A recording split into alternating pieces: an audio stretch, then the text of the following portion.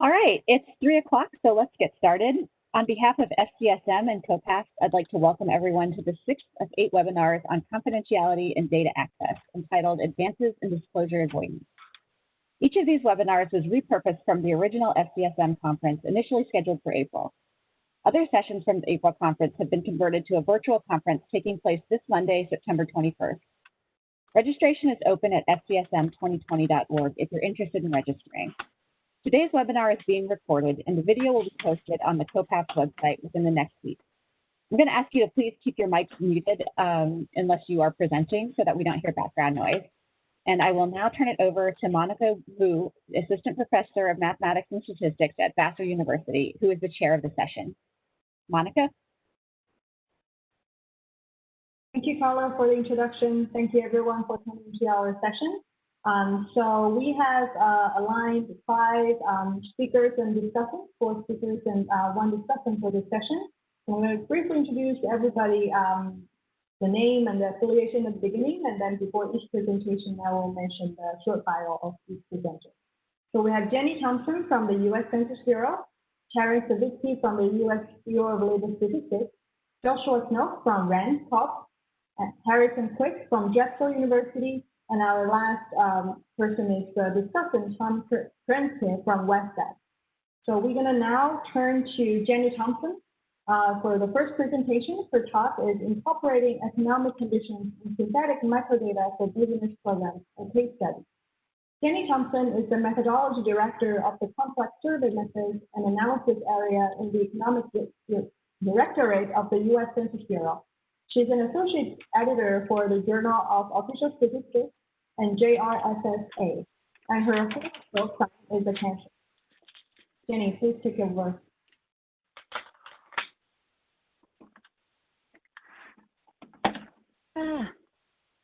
Hi, can you hear me, anybody? Yes. Okay, great. I am obviously incredibly nervous right now. I've never given a WebEx seminar before in my life, and not only that, but I'm pretty much of a novice at all of this. So you'll have to bear with me for a minute. You can probably tell my novice status right now by the fact I'm flipping through all my slides. So this is my entire presentation in reverse. Okay, well, thank you, Monica, for the introduction. I want to begin by acknowledging my co-author, Dr. Hong Kim from the University of Cincinnati. As always, anything that you like is his work, and anything that you think is silly is my own.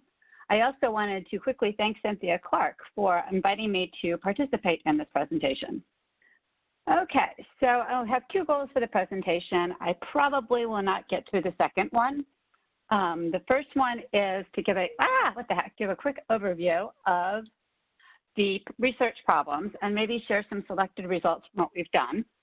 The bigger goal for this presentation is to generate some discussion on how to assess the privacy protection aspects of our multivariate synthetic data. So a little bit of context. I work in the Economic Directorate of the Census Bureau as a researcher, and I'm focusing right now on our economic census. The census is incredibly important. It's conducted every 5 years, twice as often as population census. And its primary purpose is to collect data on establishments or business locations for the purpose of this particular presentation. What's output from the census? Well, they are major economic benchmarks. They are national and subnational tabulations at the NAICS industry and the NAPS product levels. For the 2017 economic census and prior censuses, we have used cell suppression for our privacy protection.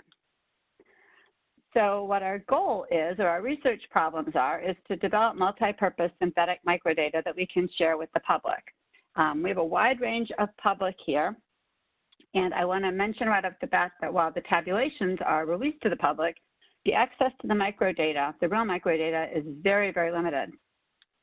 So when we're creating synthetic data, we want it to be very useful, and we want to preserve some important aspects. We would like it to agree with the published benchmarks to the extent that we can. We would like to preserve multivariate relationships in the microdata because that is what's going to make it useful for our researchers. And the new and exciting thing is we'd like to retain some features due to economic conditions. Previously, we've just considered FOIA reporters. Now we want to include births and deaths, and I'll talk a little bit about that in a few minutes. And while we're doing this, while we're making these data much more useful, we need to protect the privacy of the individual businesses. Background on the synthetic data, this is going to be redundant, I guess, by the end of this afternoon. But the idea is really closely related to multiple imputation for non-response. We have an original data set with sensitive values. We replace these values with a set of plausible values given the original data. And in this context, we're going to say plausible means satisfies all the edit constraints that we provided. So it's a two-step process. First, we fit this model to the original data, being aware of the constraints, and then we draw from that model to generate multiple synthetic data sets that we can release to the public. So economic data are very, very complicated. I've drawn this beautiful diagram here to sort of illustrate the complex relationships we have between companies and the establishments associated with them. For our generation process, the first thing we do is we get rid of that company aspect, and we also get rid of the geographic identification information.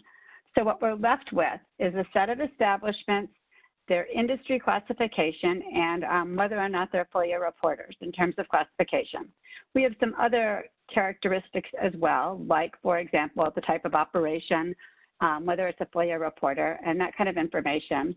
We think about it in terms of our synthetic data as we're going to keep that information, except for company and state identifiers, in the synthetic data. We will model all the attributes that we're interested in analyzing, and then there's also a measure of size variable that we are keeping for the synthesis that we won't be releasing.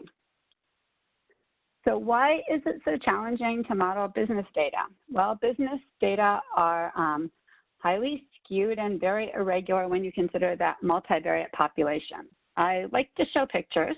This is an entirely fictional business population. I've synthesized it from my own fertile imagination using a multivariate log normal distribution. What I really want you to notice here is just that we have 3 different items that we're collecting from each unit, but the units of the items are different. That's going to make things complicated. Also notice we have this weird skewed irregular distribution, and notice all of the skewness in the right-hand tail. That's going to be important as well. These are probably pretty identifiable observations. Okay, now let's talk a little bit about these edits that I mentioned before. So here I've taken that trivariate population and I've represented it on 2 bivariate plots, with the black dots being the FOIA reporters and the other types, births and deaths, represented by colors.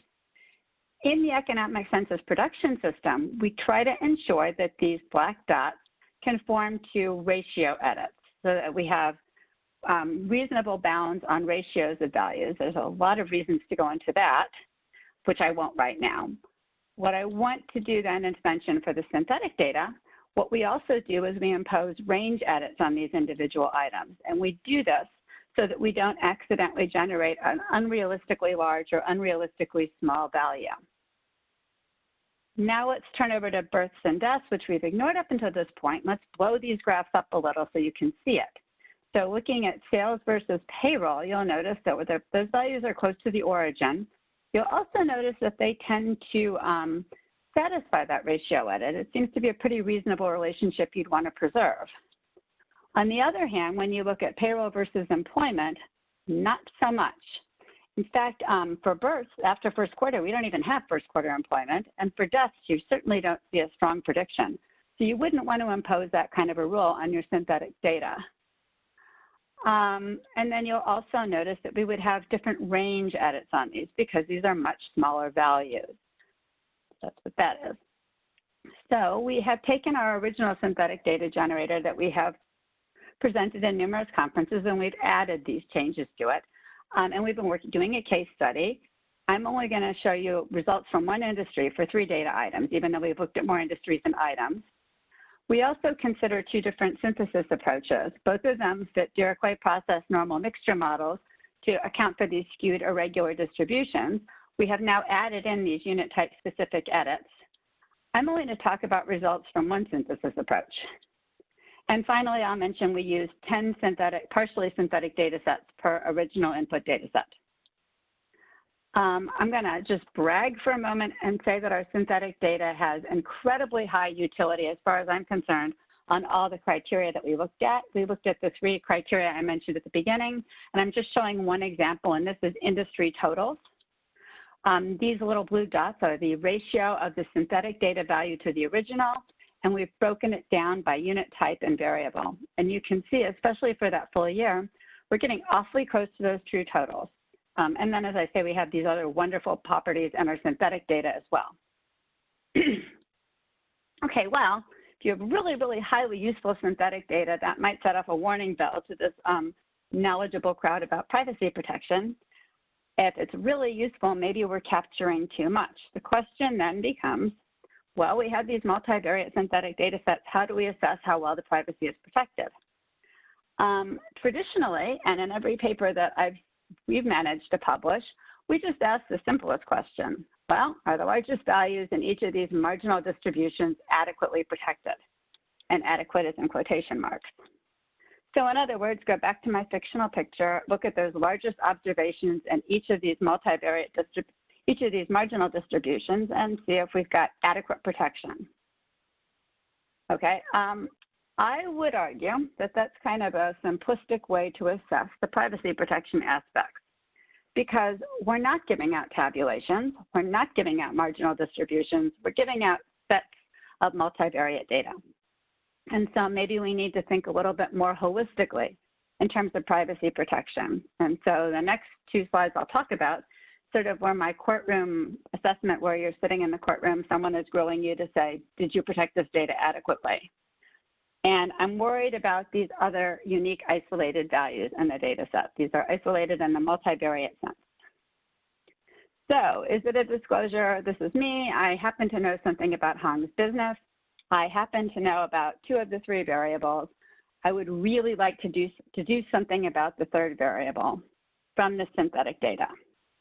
If I can and it's close enough to the truth, do we have a problem?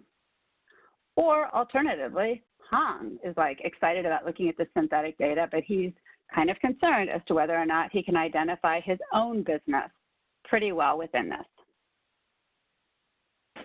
So to assess this kind of a problem, we decided to frame it in this new and exciting framework. We said, well, we have 2 real aspects of this kind of identification. One is uniqueness. How isolated is this multivariate observation in the original data set? And then the second piece is what we call proximity, which is how close are those synthetic data value estimates to their original data counterparts. So our claim is that a disclosure would occur then when there's a strong probability of a match between these unique isolated values and the synthetic data estimate that you have for the establishment. This match is going to use the original scale for all the values. That is really, really important to us because most of the outlier detection techniques that we know tend to convert the data. But of course, if you're going to convert the data by standardizing, you'd know the whole distribution, you have a completely different kind of disclosure. And alternatively, if you're going to use some kind of power transformation, that doesn't seem very reasonable either.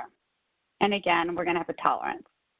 So a few quick equations, we're going to call that tolerance alpha. We're going to define a disclosure pattern using a set of predetermined values. Each establishment or business is going to have its own disclosure pattern, and it will be a rectangle, cube, hypercube, et cetera, depending on how many variables we have. So I like a picture. This is a picture of a bivariate data example. You can see the disclosure pattern for 2 units, the black dots representing original data, and in this case, alpha is 5. To measure uniqueness, then we just compute a disclosure pattern in the original data, given some value of alpha, and then we count the observations and we classify each value for each establishment using this scale, this ordinal scale. So again, this is going to be very sensitive to your choice of alpha. In fact, if you look over at this right-hand side here, you can see by increasing alpha from 5% to 15%, we've actually doubled our uniqueness. So now instead of being a completely unique value, it's got a 1 out of 2 chance of being identified in the original data. Whereas over here, it's still pretty isolated and indeed stays this isolated even if we let alpha get as large as 25%. Okay, that's uniqueness. Now let's talk about proximity. Proximity is got a lot of words here, so I will probably go through a picture instead. So just take a quick look at this definition. All right, so let's talk about proximity. What we do is we take the original pattern from the original data for each establishment, and we're going to apply it to the synthetic data. So here's my pattern, and I have 10 synthetic data points for unit 69. If you can remember to the previous slide, I have 1 out of 10 points falls into this disclosure pattern. And so, excuse me, going back to the previous slide, I would give this a category of 10. So it's not very proximate.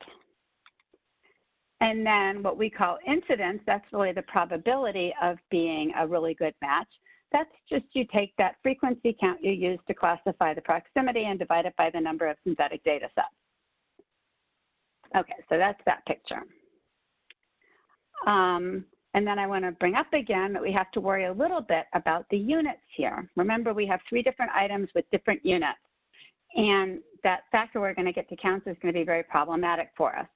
Right now, our unit value is first quarter employment. Notice that alpha is 0.05, that the upper and lower bounds are exactly the same, the original value, up until you get to 10. Make alpha a little bigger, 15%, and now they're going to be exactly the same, the original value, until you get to 3. And alpha equals 25%, which is pretty wide. If you think about it, you're still going to have the same value for all establishments with 1 value of employment. So what this pretty much means is that anything that we classify as a disclosure is going to depend on those other 2 variables when you have employment on the small side. And that's really what this slide is supposed to show, and I'm probably running out of time and don't have time to talk about it, but I do want people to see how, wide a range we're letting for these big dollar values when we base a disclosure pattern on something small like employment. Well, what do we do with this uniqueness and proximity? One thing you could do is you could do a crosstab, and we do this for, you'll notice, 5 different values of alpha. And we're looking for units in what we call the danger zone, where your uniqueness is 1 and your proximity is 1. You're very unique, you're very well estimated. And we're also looking for areas of a concern, where you have really unique values and they're well estimated in at least 5 data sets, or you have less unique values, but they're very well estimated. We find these guys, we spend a lot of time looking at the input data to see why this would be the case. The other thing that we've been looking at is something we call attribute identification risk. This just takes that 1 over the uniqueness value we had and multiplies it by that incidence, that probability of accurate estimation. And we call our danger zone anything greater than 0.5. That's where your uniqueness is 1 and you have at least good matches in 5 out of 10 of the data sets. So I mentioned that there were 2 questions. I'm not going to get to the 3rd question because I'm probably out of time. If I do have time later on, I have slides to talk about it. That's a topic for another seminar, I think. So just to wrap it up, I presented a variety of privacy risk evaluation metrics for our multivariate partially synthetic data. These all assume that we have high utility synthetic data. I'd love to continue or begin a discussion with others, and I can certainly provide more details on how we specifically handle births and deaths from these, and we're open to other suggestions as well. So thank you. Thank you, Jenny, for a very informative presentation. Now, so again, if you have any questions, feel free to type it in the chat, and we'll follow up with all of the questions at the end of the session. And our next speaker is Karen Savitsky. His talk is Risk-Efficient Bayesian Data Synthesis for Privacy Protection. Karen is a research mathematical statistician at the Bureau of Labor Statistics. He obtained his PhD from Rice University, and he specializes in Bayesian parametrics and estimation of survey data. Karen, please go ahead. Thank you, Monica. So, like Jenny's presentation, my presentation is going to focus on Bayesian data synthesis, where we estimate Bayesian model on the real closely held data, and we take the parameters of this estimated model and generate synthetic or fake data that we hope preserves the distributional properties of the real data. This talk specifically is going to take any Bayesian data synthesizer that you could conceive of, and it's going to encode it in a formally private mechanism such that it is guaranteed, has a guaranteed privacy level. Next slide, please. Oh, thank you. So in a Bayesian data synthesis model, we first specify a likelihood given the parameters, then we specify a prior for those parameters. And together, that Bayesian probability model allows for very complex specifications, such as the Dirichlet process model that Jenny talked about, so that it'll well preserve the utility of the real data. A Bayesian data synthesizer also respects constraints in the data. So an additive noise process, which is an alternative to data synthesis, does not respect constraints in the data and typically requires an extra optimization step to enforce this. What I especially like about Bayesian data synthesis is that it achieves privacy through smoothing the real data distribution as compared to adding noise. Next slide, please. So Bayesian synthesizer is formed in a pretty basic way by taking the likelihood for the observed data y, given parameters theta, that you see in the salmon-colored section there. Take that likelihood for your n observations, and you multiply it from the right by your prior for theta, and that's updated through the likelihood. So on the left, we have a distribution for theta given y. That's called the posterior distribution, where the theta are considered random. So that's the posterior mechanism, but our new mechanism for achieving privacy for any data synthesizer is going to do something really simple. We're going to take each likelihood contribution, again, look at the formulas in the salmon color, and we're going to exponentiate each likelihood contribution by a weight, alpha I. That notion of weighting the likelihood is actually pretty common. It's used in survey data. It's used for robust Bayes. And our use for data synthesis, what we're going to do is we're going to look at the identification disclosure risk for each record I. And if that risk is high, we're going to set the alpha I nearly equal to 0. So in other words, we're going to remove the likelihood contribution for that particular data record. It's like the equivalent of using an anti-informative prior. Next slide, please.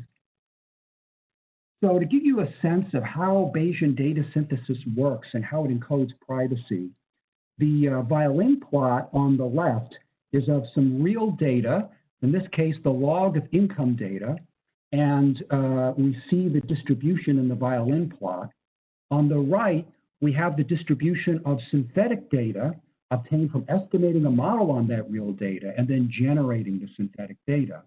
And you see, if you look at the wings of the real data distribution, the left and the right, and then on the synthesizer, you see that those wings, the little local feature has been smoothed out in the synthesizer. Similarly, if you look at the bottom neck of the real data distribution, it has a little local feature that in the synthetic data distribution has again been smoothed over. So that's how privacy is encoded through this smoothing, or in a sense, making the real data distribution less rough or more continuous. Next slide, please. So our privacy mechanism against which we are going to evaluate our Bayesian pseudo-posterior synthesizer is differential privacy. And if we look at the fraction or the ratio formula there, the Cassia of B given X, imagine we've got some data set X of length N, and B represents some set of theta values in the space of parameter values. So we have a posterior distribution for some set of theta B given X. Now, if we take X and we just leave one observation out from X, we call that Y. We formulate in the denominator this posterior distribution for the sets of theta B given Y. Now, imagine leaving one observation out, absolutely no effect on the posterior. In that case, the ratio would be 1. And if we only had one B and one X, you'd see that on the right, that epsilon that's in blue would be 0, and that would be perfect privacy. Of course, that never happens in practice. But the way we compute this differential privacy threshold is that we look at all possible values of theta for each x and leave one out y. And then we look at all possible data sets x in the space of data sets of size n and leave one out data sets y. So it's a maximum over parameters and a maximum over data sets. So differential privacy is an upper bound. It's not an average. Next slide, please. So there was a really nice paper by Dimitrakakis that focuses on the posterior mechanism, which we're going to improve. And if f theta of x is the log likelihood, and I take the maximum over the data sets and the maximum over the parameter space of the difference between f evaluated at x and f evaluated at leave one out, if that's less than delta in brown, then our formal differential privacy guarantee is 2 delta. So there's a direct link. And back to continuity, you can see that if f of y is very similar to f of x, it means the distribution is more continuous and that delta would be low. So delta you can view as a measure of smoothness, and the lower is delta, then the lower is epsilon, and the smaller is epsilon, the stronger the privacy guarantee. Next slide, please. So there was a limitation with the regular posterior mechanism. The problem was that this delta, this smoothness measure, is often non-finite. And since it's non-finite, it means we don't really have any privacy guarantee. Next slide, please. So as I mentioned earlier, the way we propose to fix that is a really simple idea, which is we just exponentiate each likelihood contribution by this weight alpha I, where alpha I is going to downweight in a surgical way the likelihood contributions for those records that express high risk. So we're hoping to both improve or instantiate formal differential privacy in a way that gives us pretty good utility, that is preservation of the real data distribution in the synthetic data distribution. Next slide, please. So how do we calculate each one of these weights alpha I? Well, we take a decreasing function m of the absolute value of for each record of the maximum over the parameter space of the log likelihood. So if, again, the absolute value of the log likelihood for each record is very high, then the alpha I is going to be set close to 0. Imagine the extreme case where this absolute value of the log likelihood is non-finite. In that case, we set alpha I exactly equal to 0. And what that does is it ensures, unlike in Dimitrakakis, it ensures that our delta is finite. Our global delta is finite. Next slide, please. A problem, however, is that remember that the definition of differential privacy is the maximum over all data sets, not a single data set. But the problem is that we estimate our delta on each data set, delta alpha of x. It's specific to a data set x. So maybe there's some other data set x prime that has a larger delta. That would mean that we've actually underestimated our epsilon. So how do we fix this? How do we call local a delta estimated on each data set? We want the global delta over the maximum over all data sets. Next slide. So we propose a process we call asymptotic discovery, such that at large sample sizes n, our local deltas will collapse onto the global delta. And the way this happens, we've done some math, we've been able to show or to prove that the space of values of theta, all possible values, collapses onto a single point. We call it theta star as the sample size increases. The implication of that is that all of these local delta x's collapse onto this global delta. What we're actually able to achieve is something called an epsilon delta probabilistic differential privacy guarantee. We have this extra parameter delta that I hadn't mentioned earlier, and it represents the probability that there may be some x that exceeds the epsilon bound.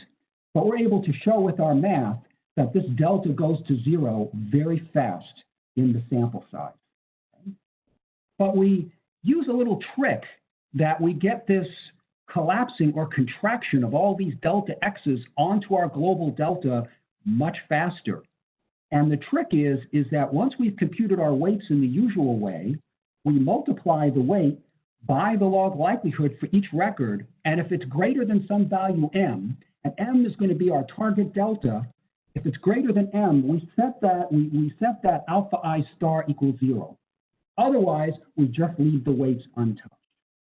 Okay, next slide, please. So I want to show you how our methods work in terms of finding this global delta. And so what we're going to do is, because we talked about asymptotics, we're going to look at a sequence of increasing sample sizes, but fixing some particular sample size, for example, 400. For sample size 400, we're going to generate 100 data sets. In this case, they're going to be count data from a Poisson distribution with some mean. And so for each of the data sets, these local data sets that we generate, we're going to calculate the delta. And so because we've generated 100 data sets, we're going to have a distribution we can compute of these deltas over these 100 data sets. And we look at the difference between the minimum and the maximum to see if they collapse together. And we look at how they evolve over the increasing sample size. Next slide, please. So the left plot panel represents the usual posterior before we include our weights. And if I look at a specific sample size, say 400 again here, the plot here is a violin plot that represents the distribution of those deltas. And there's a couple of things you see. One is the difference between the minimum and the maximum deltas is very high. So we have a lot of variation across the data set. So it's very difficult to find that global delta. Other thing we see is as we're increasing the sample size, the maximum delta in the distribution, that's sort of that top line, it's increasing. So it's not really contracting or collapsing onto a specific value. The middle set of plot panel there, that's our weighted mechanism. And we see, well, it's much better. First, the privacy is much better because the delta is lower. But secondly, the difference between the minimum and maximum Lipschitz is much smaller, delta is much smaller. And then lastly, we see that the distribution is collapsing between the minimum and maximum, but we still have some drift, or we haven't yet fully converged here. The third set of plots on the right is our weighted M model, where we adjusted the weights. And here you see at every sample size, the difference between, even at sample size 100, the difference between the minimum and maximum deltas is very small. But as the sample size increases, the distribution completely collapses onto that dashed line, which represents M. It's a very nice result, but it's not as strong as, say, formal dp epsilon. The reason is because you can see that in the distribution plots that the maximum value for delta is still slightly above M. Of course, as the sample size increases, it just collapses directly onto M. And that's the probabilistic guarantee. It's that as the sample size increases, we get a collapsing of all of the possible distributions of the deltas across all data sets onto this M. But this is so good that basically you could pretty much use any sample size and take the local delta under our weighted M approach and treat that as global. Next slide, please. So the last slide I want to show you is just looking at the utility. And the way we look at the utility is we look at the estimated means, the distribution of them across the 100 data sets. So the unweighted is going to be very good because we have a typically complex Bayesian model that reproduces the real data. The yellow is our weighted, and the blue is the weighted M. And we go across from left to right, smaller to larger sample sizes. And you see the yellow does a very good job in the sense that the yellow distribution is very similar to the gray. The blue does pretty well up through about 400, but then as we get to 1600 and 6400, it starts to deteriorate. That's because there's a cost of setting the M. So our utility is somewhat lower, although, to be fair, we have set the M based on data sets of size 100. In reality, remember, the differential privacy definition uses data sets of a specific size, and we've just used that same M for 6,400. So we would use an M not for a data set 100, we would use an M that's based on the data sets of a certain type, which typically have similar sample sizes. So this is kind of an extreme case. Next slide, please. And the last slide just provides some references. Feel free to reach out to me, and I'm happy to provide a copy of the paper for this presentation, as well as any of the other papers that I referenced. Thank you very much. Thank you, Terrence, for the presentation. And now we're going to move on to our third speaker, Joshua Snow from RAND. The talk is Comparative Study of Differentially Private Synthetic Data Algorithms and Evaluation Standards. Joshua is an associate statistician at the RAND Corporation in Pittsburgh. His research focuses on applied statistical data privacy methods for increasing researchers' access to data restricted due to privacy concerns. He has published on various statistical data privacy topics, such as differential privacy, synthetic data, and privacy-preserving distributed estimation. Joshua, please take it over. Great, thank you. Let me share my slides here.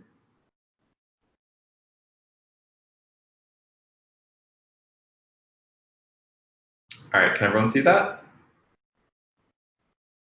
Monica? Yeah. It's good. Thank you. All right, thank you for the introduction. I'll be talking today, as Monica said, about a comparative study of differentially private synthetic data algorithms. This was work with Claire Bowen at the Urban Institute, and we were both reviewers for this challenge that NIST ran a year or two ago. And this is based on a paper that we wrote with some follow-up research that NIST asked us to do to look at the different algorithms and try to put together some practical takeaways for people who are interested in using these algorithms. So thanks to NIST for supporting us in this. So I'm not going to really give a background on differentially private synthetic data, although Terrence just did a nice job of that. So hopefully you're generally familiar with this idea.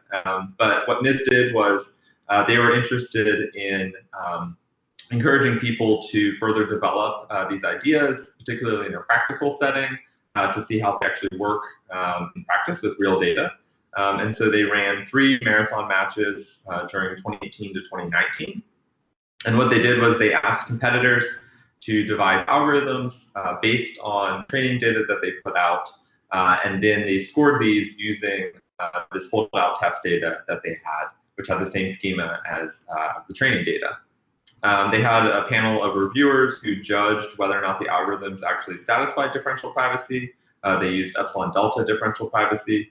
So the competitors had to submit little write-ups explaining why they satisfied that, as well as their code, which was reviewed to make sure they were doing what they were saying.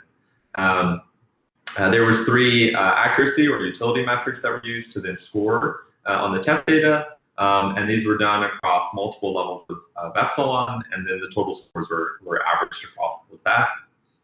So in this talk, I'm going to cover the top 5 performing algorithms in matches 2 and 3, which will be 6 total algorithms.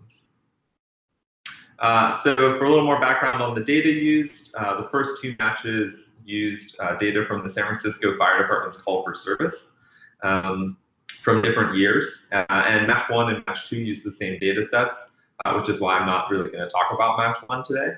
And then match 3 used public use census data from the 1940 census with different states. Given the levels of epsilon and delta at the bottom there that were used in the challenge.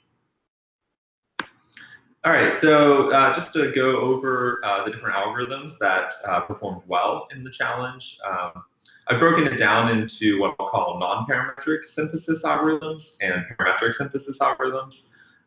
So if you're familiar with this topic, or if you've worked with this before, a non-parametric synthesis algorithm essentially means that you take your data set, you create a full histogram or cross tabulation of the variables that you're interested in synthesizing, which gives you bins and counts for each of those categories, for each of the groupings.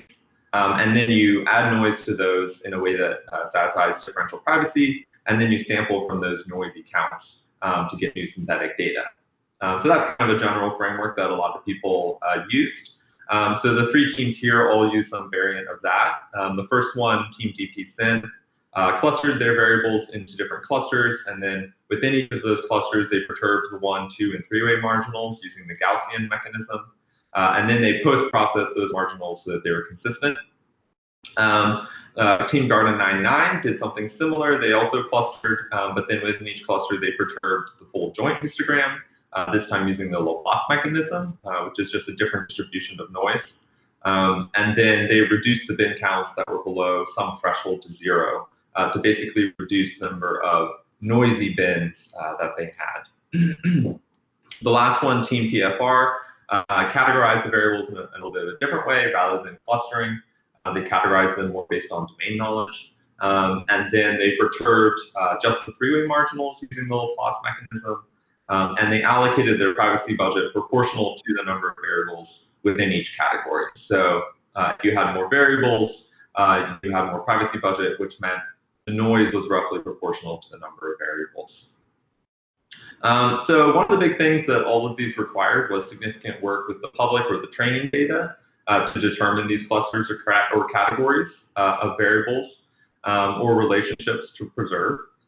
Because if you just did the full cross tabulation of all of your variables, it would be really sparse and you would have a really noisy distribution to sample from. And so there was a lot of work that went into basically reducing that domain so that you got much less noisy results. All right, so the second category is what I'll call parametric synthesis algorithms. And the general idea here is kind of like what we've seen in the previous talks, where you build a model for the data, and then to make it differentially private, you perturb the parameters or the sufficient statistics in some way that satisfies differential privacy. And then when you sample from that, the data that you sampled then also satisfies differential privacy. So the first one here was Team Pro-Phase, and this is a fairly well-known paper actually that you can look up if you're interested. What it does is they score each pair of variables based on their correlations. They perturb these scores using the Gaussian mechanism so that it satisfies differential privacy. And then they create a Bayesian network to sample the data, and then they post-process it to enforce consistency and attribute hierarchy. The second one is Team Armakena. So this is actually kind of like a crossover between the non-parametric synthesis and the parametric, and they actually did quite well in the challenge. So what he did was, his first step was similar to what I've described with the previous slide. He clustered the variables, he perturbed the 1, 2, and 3-way marginals using the Gaussian mechanism.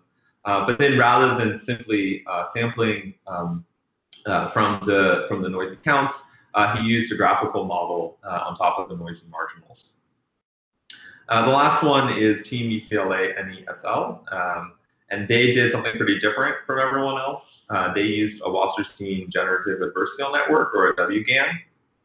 So if you're familiar with GANs, this is a fairly new and growing idea where you fit two models that are competing. One is generating samples, the other one is trying to discriminate between samples. And the idea is that over time, it should converge to something that is synthetic data that looks a lot like the original data. And the way that you make this differentially private is you perturb each of those gradient updates with the Gaussian mechanism. One of the things about this is that it terminates when the privacy budget is exhausted, so there's no guarantee on convergence. And I'll talk about that a little bit later. So one of the other big things with the parametric approach is that they require a lot more computational resources, in particular Pro-Phase and the UCLA approaches. The UCLA one required a GPU actually. So compared to the non-parametric ones, which really anyone could run on the simplest laptop, these ones are much more complicated. Okay, so in our paper, we wanted to broaden the utility evaluation. That was one of our goals. And so NIST had these three metrics they had come up with, but we kind of wanted to broaden it into metrics that might be more familiar to people in the literature. And then we grouped them into these categories to look at different dimensions of how these algorithms performed. So the first one is what we call marginal distributional metrics. These are essentially low marginals. or univariate metrics.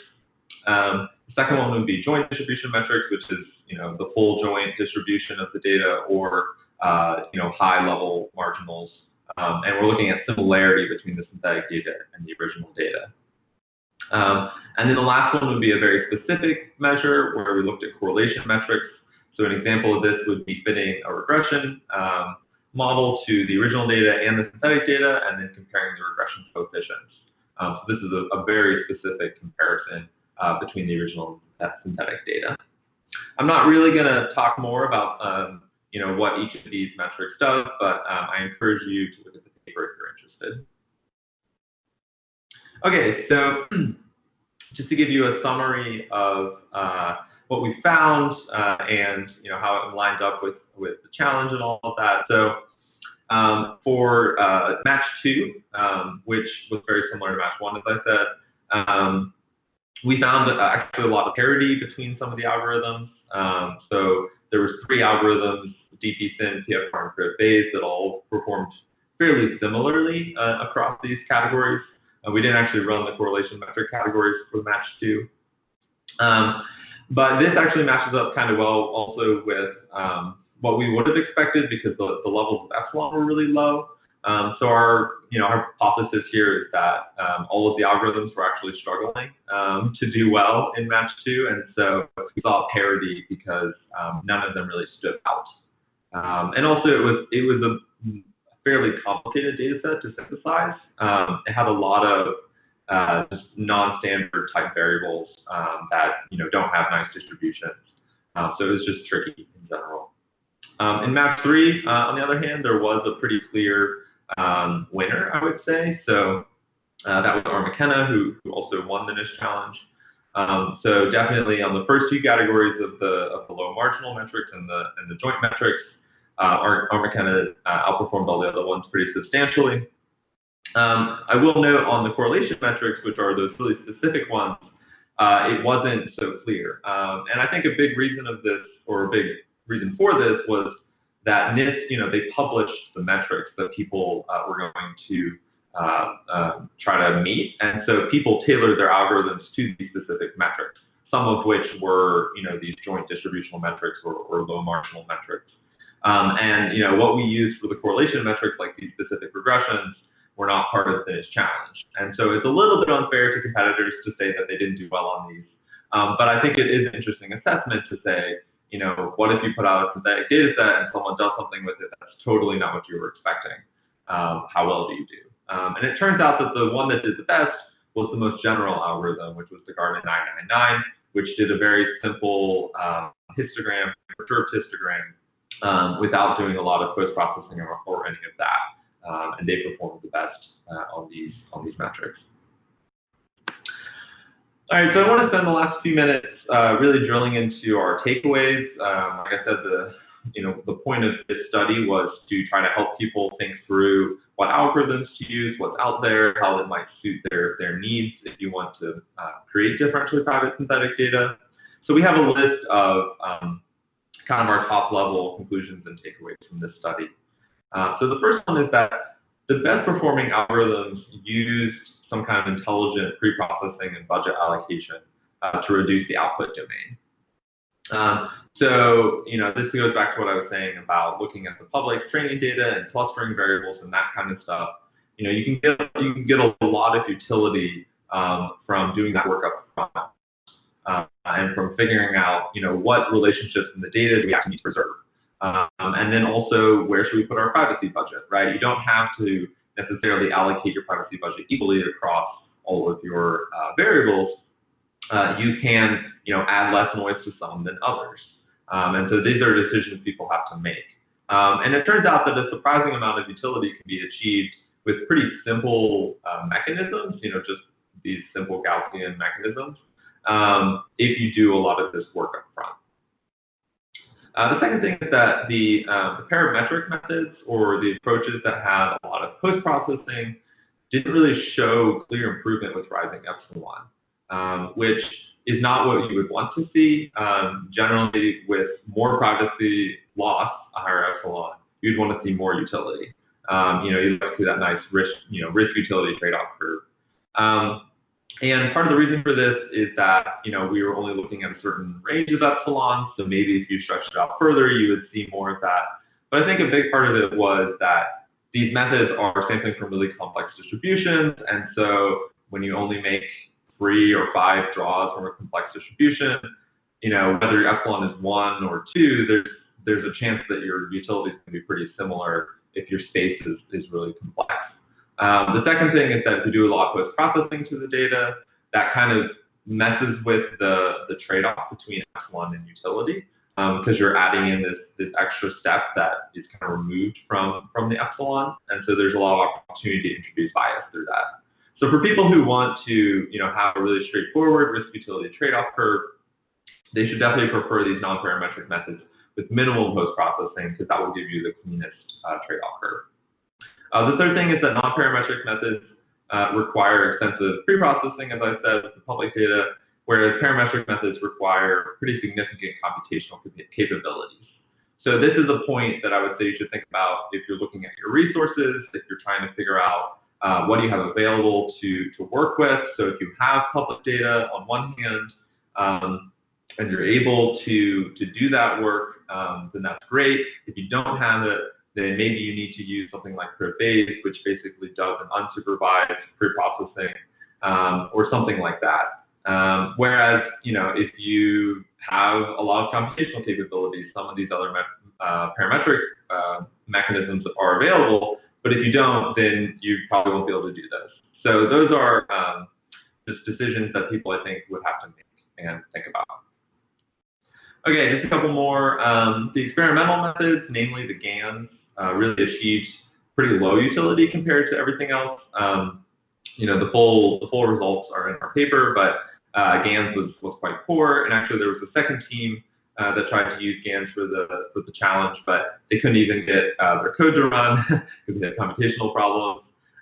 So I would say that maybe there needs to be more work in this space. But there's also just definitely some red flags for how well these mechanisms work, these GANs. And in particular, there was a lot of computational burdens, as I said, and then I think the big thing was that you use clipping and you terminate the algorithm when the privacy budget is expended. So your utility can be anywhere if you don't converge, right? There's no guarantee that your synthetic data is slowly getting better until you converge. It could be really bad and suddenly converge. So that's a big, I would say, problem with these methods. And then the last thing, just to end on an up note, I would say match 3 did show that at higher levels of epsilon, some of the algorithms produced fairly high quality and usable synthetic data.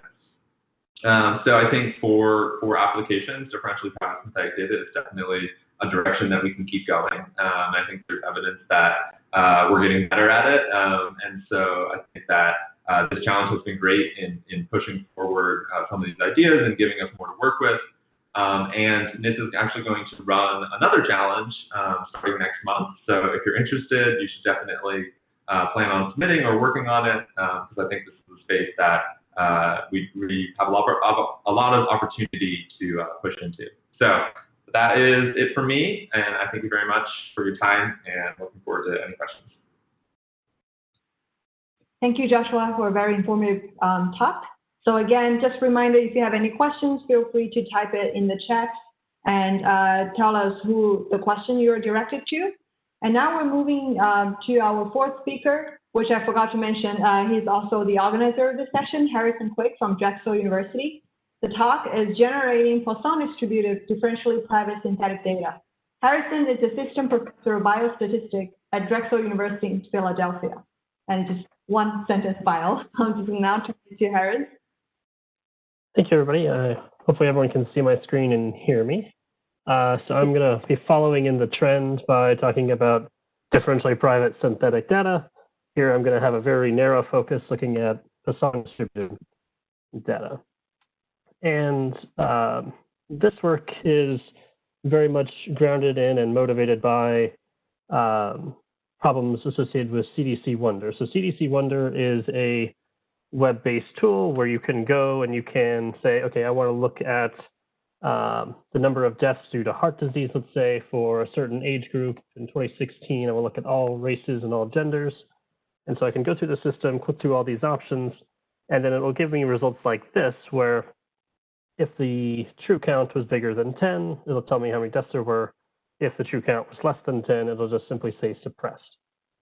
And while the system is useful and has a wealth of data, you can get specific ICD codes, you can get, again, county level, any year, so on and so forth, there's still some room for improvement. And so the suppression of small counts affects the user's ability to assess things like urban-rural disparities, racial disparities, differences by sex, differences by age, differences by cause of death. All of these are scenarios where as you start to stratify and kind of cut your data up left and right, all of a sudden you're going to start getting smaller counts, and smaller counts leads to higher rates of suppression.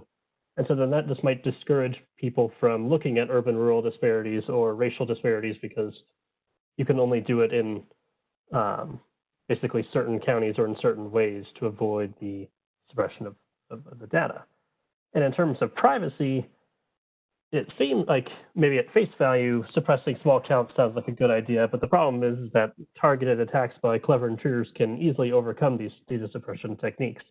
For instance, 10 and 15 are both big numbers that would be, or quote unquote, big numbers that wouldn't be suppressed, but the difference between 15 and 10 is a small number, and so you can easily trick the system into giving you the information that you want in a way that it doesn't want you to do.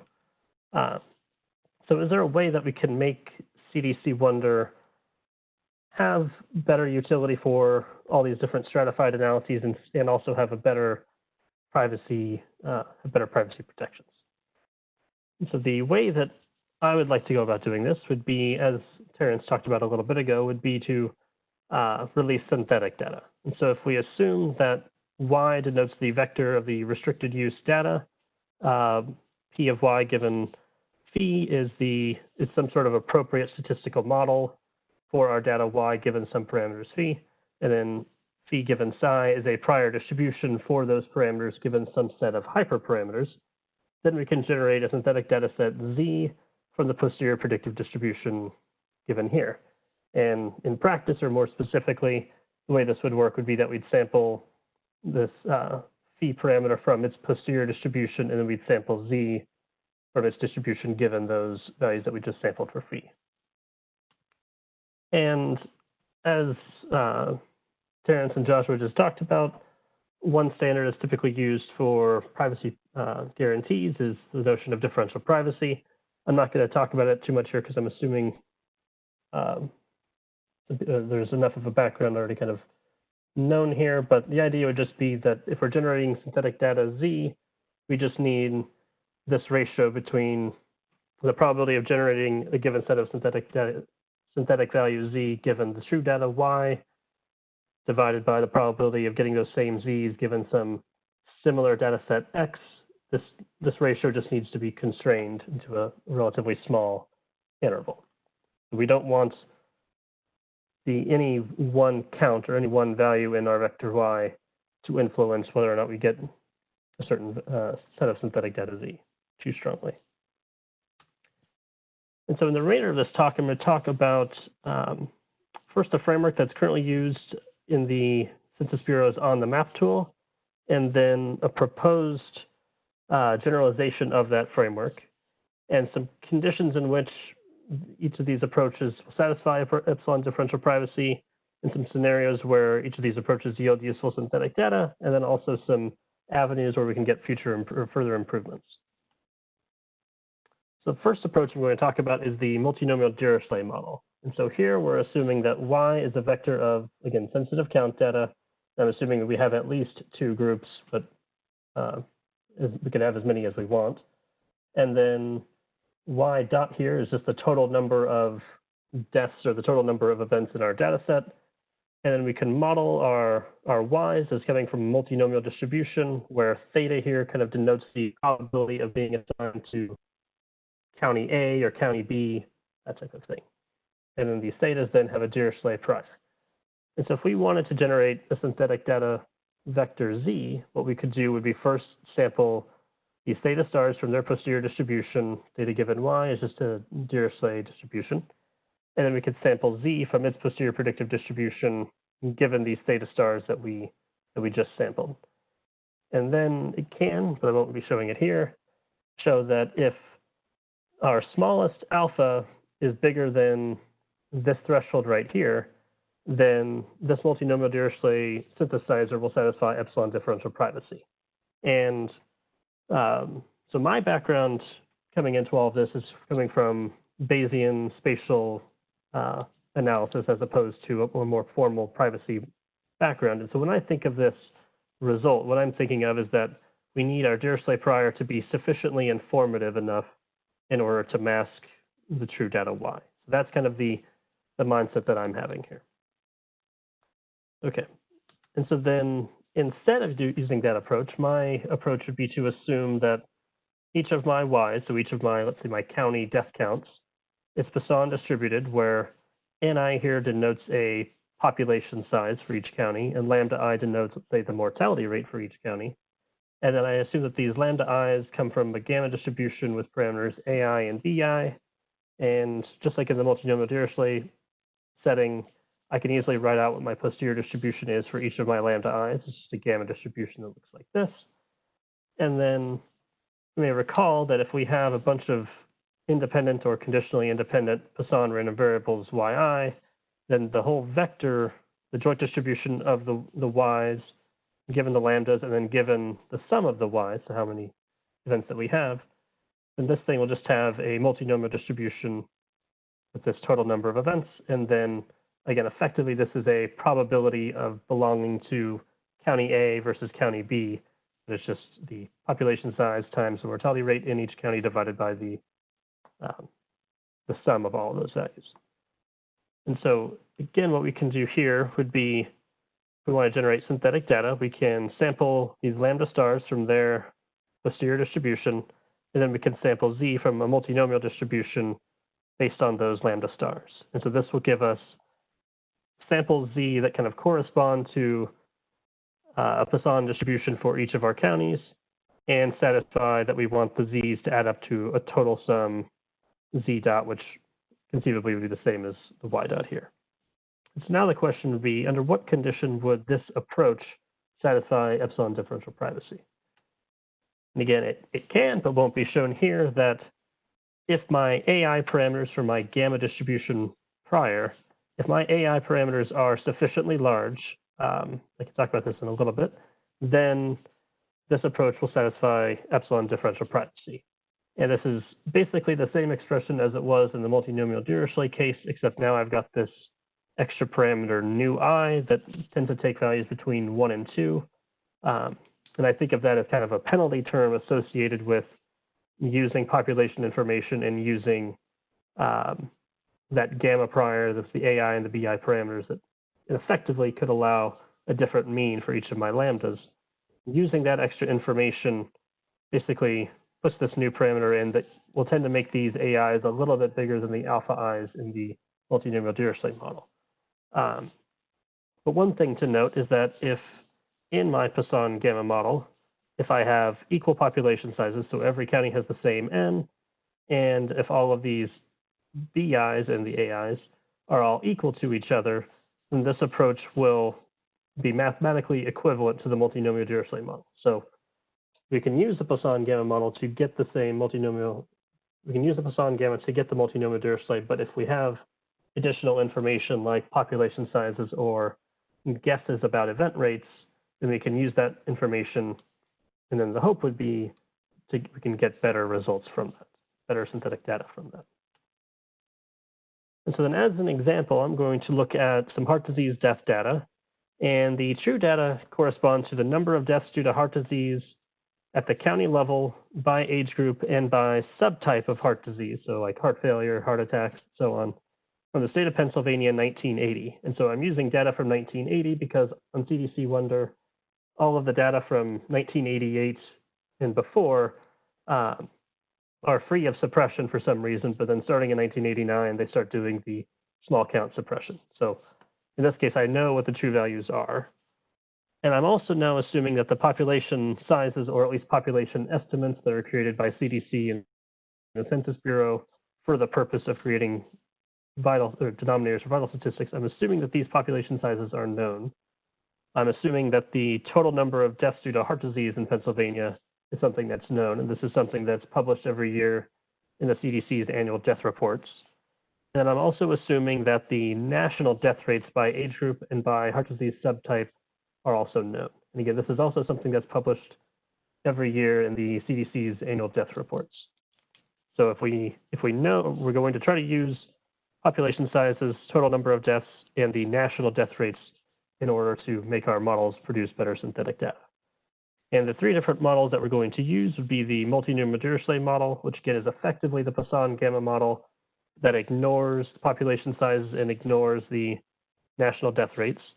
We're going to use a Poisson gamma model that uses the population information, but uses a prior event mean for every lambda that's just equal to the total number of deaths divided by the total population size. And so this model is again using the population information, but it's not really using the national death rates information. It's just taking total number of deaths divided by population sizes to get just a simple estimate of things.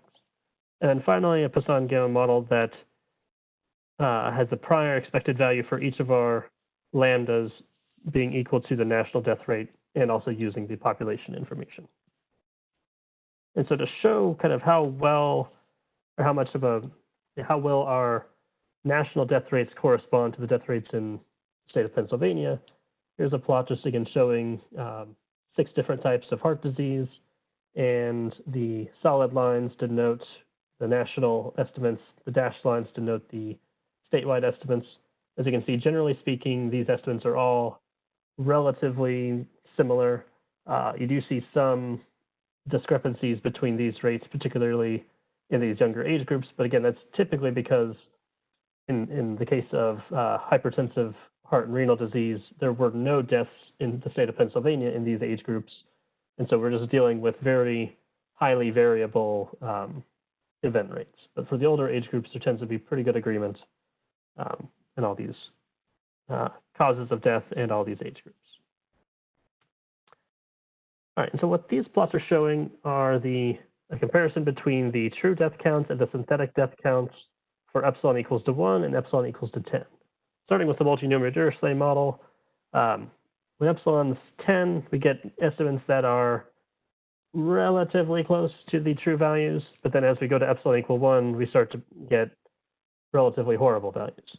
And the reason this occurs is, again, that the multi-Newman-Dirichlet model is effectively a Poisson gamma model that assumes that all counties have the same population size and all causes of death in all age groups have the same event rate, but we kind of know in our minds that that's not true. For instance, Dawson, Minnesota, where I'm from, has a very different population size than New York City, and so I wouldn't want to have a model that allocates deaths equally to those two places, regardless of what cause of death it is.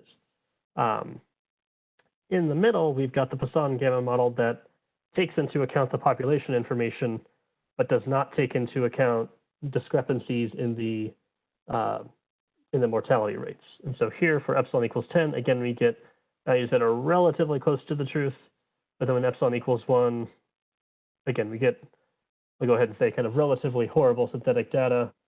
We are respecting the population distributions, and so that's why we've got a bunch of zeros down here and a handful of relatively large counts, but this is mainly just corresponding to, probably these all correspond to like Philadelphia, and these all correspond to rural parts of the state where population sizes are small.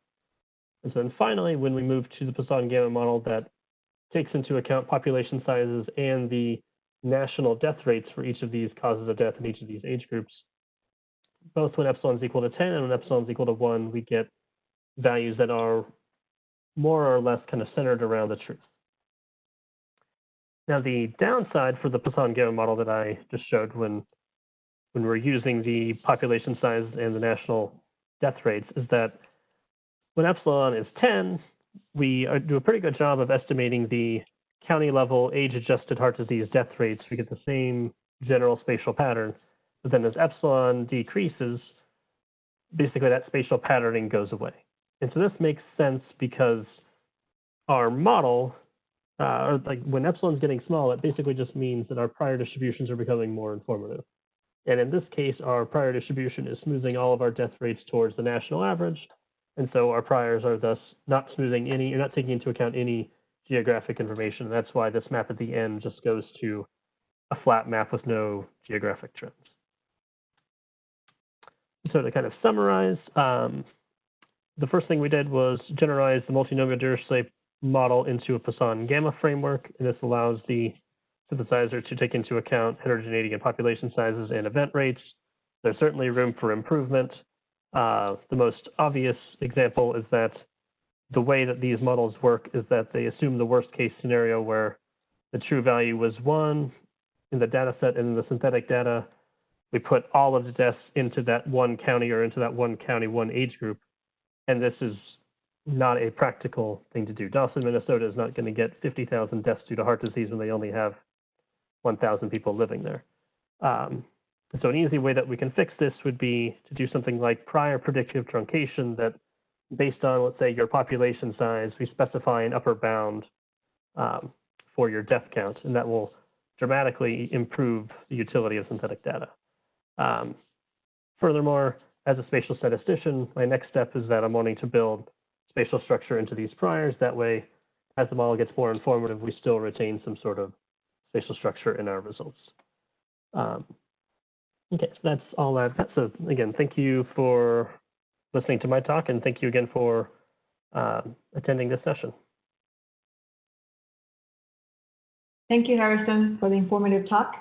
Now we're moving to the last speaker and discussant in this section, Tom Krentz from WestEd.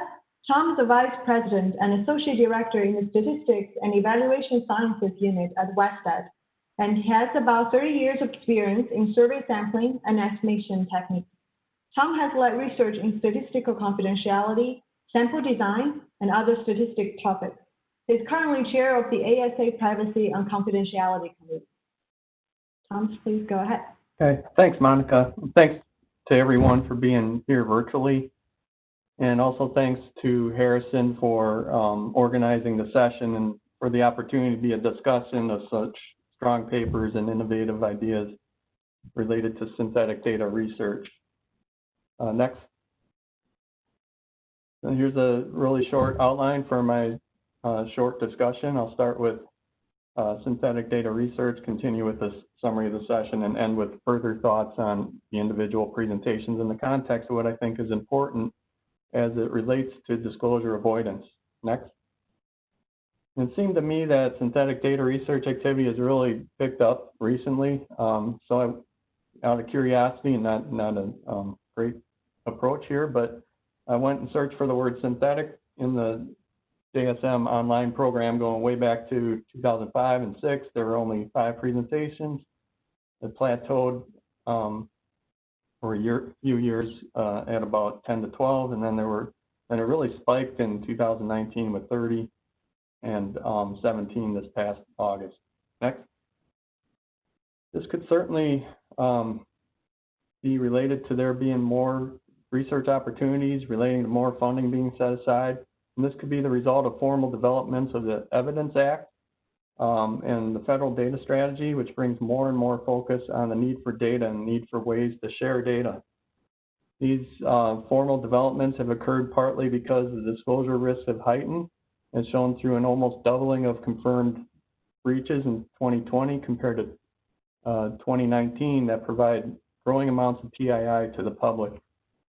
So solutions are sought to find ways to share data, and many people and organizations are staying with microdata as a high priority, with tables as prevalent and but limited solution.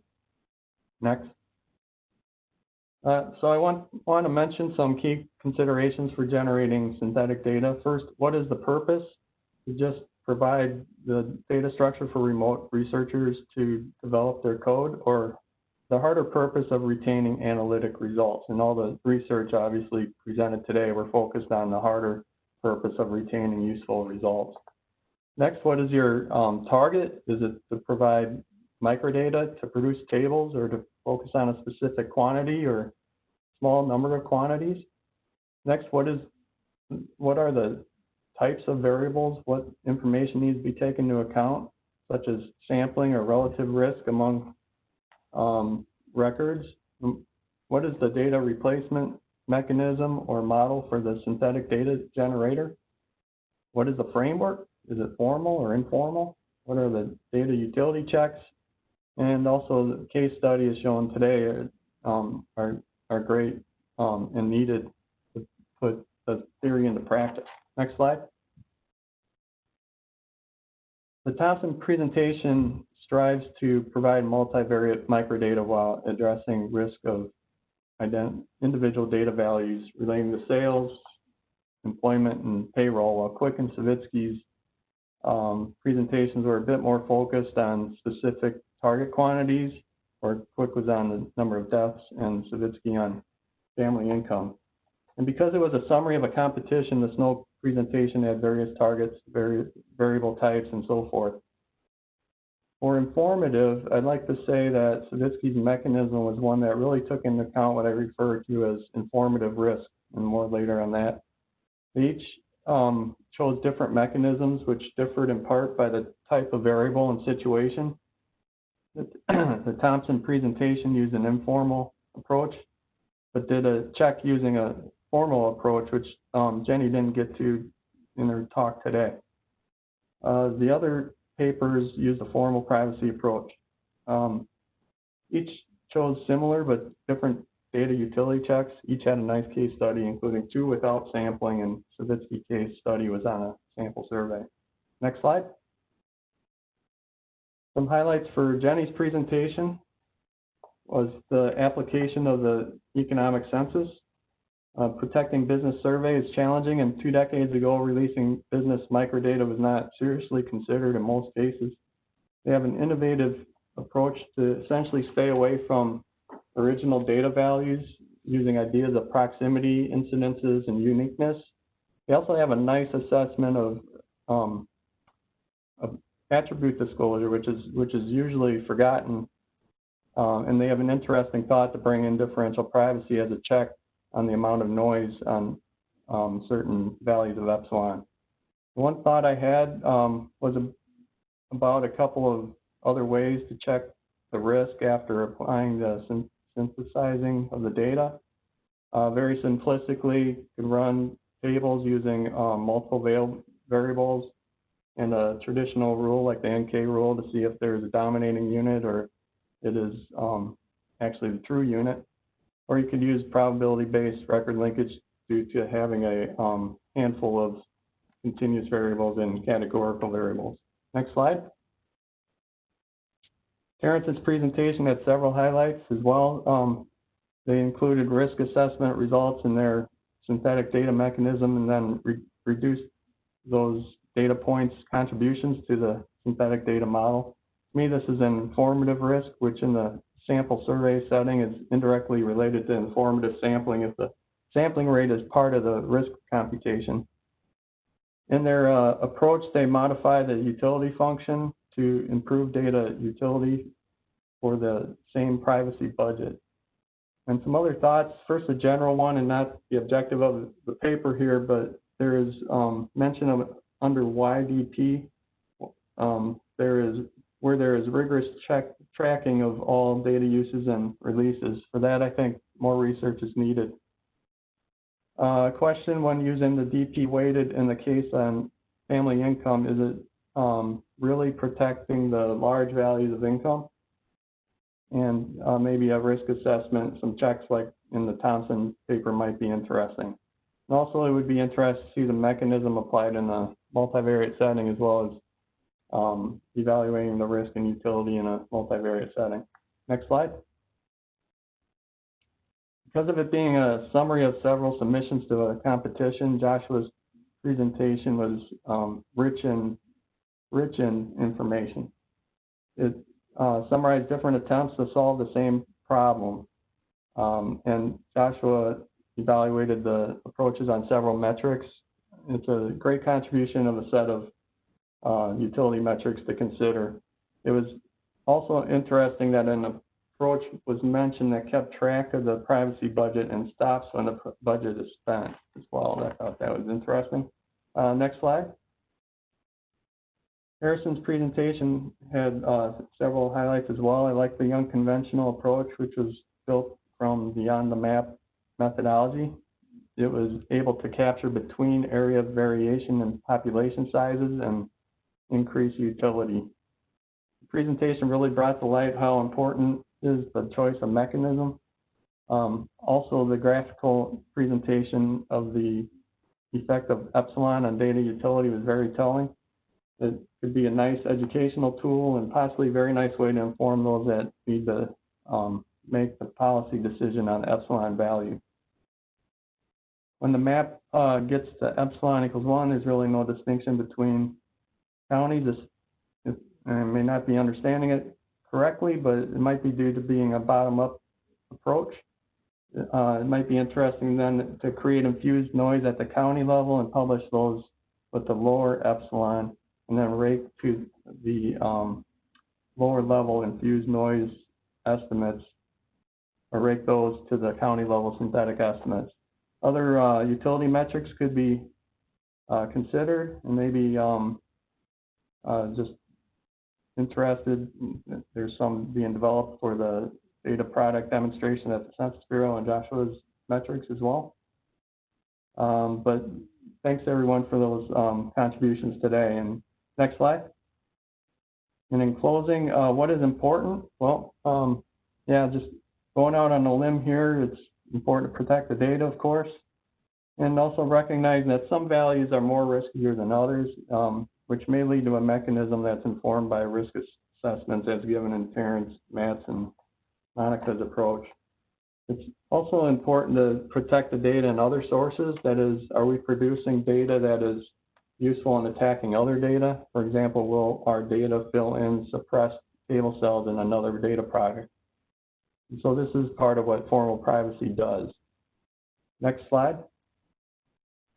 It's important to get the mechanism right, and there should be an assessment to see if formal privacy framework is appropriate for the application. So forcing it into that worst case framework does not result in adding too much noise. Formal privacy framework certainly keeps us in line. I think an approach as by Jenny and Hong is very reasonable as well.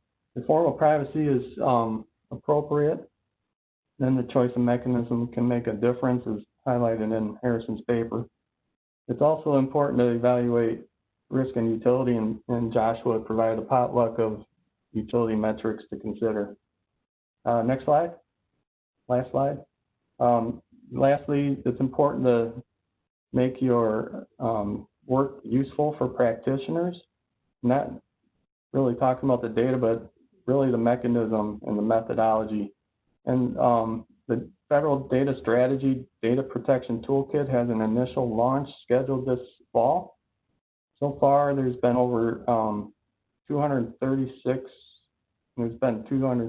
resources gathered by 27 contributors from federal agencies and international contributors. And so you're all very much encouraged to submit your tools and case studies and resources. I think everyone here in the presentation here could provide that information and great resources. So thank you, and over to you, Monica.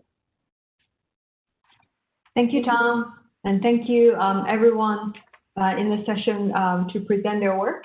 We have about 7 minutes left until 4:30 Eastern, so we do have time for questions. I haven't seen any questions yet in the chat, but Basila, is it possible that anybody in the audience can just speak up with their question at this point? Sure. If you want to unmute yourself and ask a question, that's totally fine. Thank you. Yeah, and also feel free to type it in the chat. Or if any of the presenters have any responses to Tom's discussion, feel free to jump in as well. We have about 6 minutes left. Yeah, this is Chris Clifton from Purdue. Question for Jenny. You brought up birth and death, and this seems to be a particularly challenging problem, essentially a very simple version of the longitudinal problem for disclosure control. Do you have, can you briefly go in on what you would do to address births and deaths?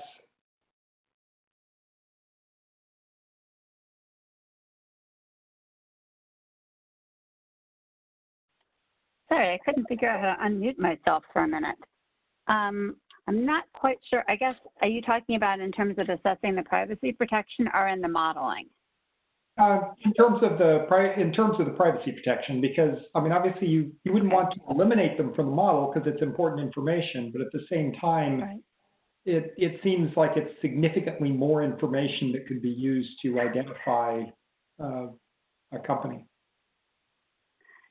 Yeah, I didn't mention one thing about the birth that sort of tortures me is obviously if you have an industry and we're doing things at the national level, which makes things a lot easier. But if you have an industry and you only have a couple of births, I don't think that you could probably release data for that industry because by default, those would be the units that have no employment because they were born after the first quarter. You coin toss of identifying either one of them no matter what. That's probably, a cheap shot there. In terms of the deaths, it's a little bit more subtle. They tend to get very commingled with the other units in the original distribution. I suspect sometimes there are latent variables in the model that we're just not capturing. But, the general things that we see are, for example, the level of sales is much smaller. If it's a unit that's born and dies in a particular quarter, the annual payroll equals the first quarter payroll. So you could identify those. Again, so if you only have one or two cases, then you probably can't release the synthetic data. Otherwise, we add a lot of noise to this process because we do borrow strength if we don't have sufficient counts in a particular category. So some of that noise from borrowing strength from the higher order gets in there. I don't know if that's a complete enough answer for your question or not. I can go on a greater way. I think it's a good idea. It's a question that I just think is, it's a subset of the larger longitudinal study disclosure control, which is a very thorny question for how to deal with. And so the problem is what you've been able to do. This is a cross-sectional data. Oh, sorry, I didn't mean to interrupt. This is a cross-sectional data set. I agree with you. It'd be really neat if we had somehow built in our synthetic data a way that you could develop a good logistic regression model for the probability of going out of business, for example. The thing is it's really hard to do that just with our complete original data anyway, either, especially now with the current economic climate. But that's something that would be really, probably would make the data incredibly useful and incredibly sensitive then. Because if you could really build in those characteristics that show you that a business is slowly, going out of business, then you probably have a better way of identifying that business. That is an interesting thing. If we're not able to do interesting analyses on the original data involving births and deaths, then modeling them in the synthetic data may not be as important. So. Well, I mean, challenging. It's challenging, and I'm really a little bit, and I don't want to take up anybody else's time, I'm a little bit scarred right now by the current economic condition because, of course, the factors that are predicting whether or not a business goes out of business are not really the same as they were historically right at this particular point in time. So got to take something, what I say, with a little bit of a grain of salt there. Thanks.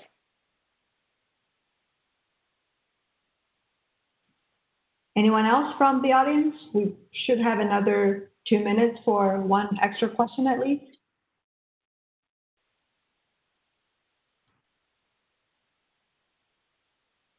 Nobody is speaking, then I want to I forgot at the beginning of my talk to thank Harrison for organizing this session. I really found it very interesting, and I very much appreciated Tom's comments.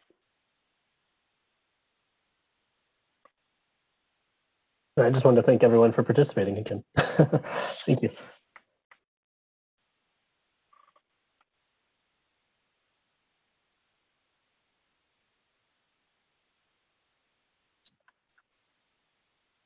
All right, I guess if no more questions or comments, we're going to end here. Thank you everyone for coming. Thank you, Harrison, for organizing this, and thank you all the presenters. And thank everybody in the session. Thanks, everybody. Thank you.